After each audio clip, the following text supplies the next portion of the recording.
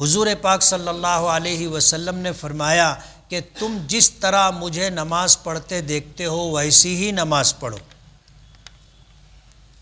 سوال یہ ہے تو کیا عورتیں اور مرد وہی نماز پڑھیں گے جیسا کہ حضور نے حکم دیا ہے؟ مرد اور عورت دونوں میں تخلیقی اعتبار سے فرق ہے۔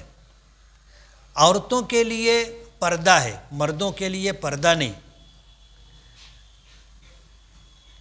نبی کریم صلی اللہ علیہ وسلم نے نماز کے تعلق سے جو احکامات دیے ہیں وہ کچھ معاملات میں مرد عورت دونوں کے لیے یکساں ہے۔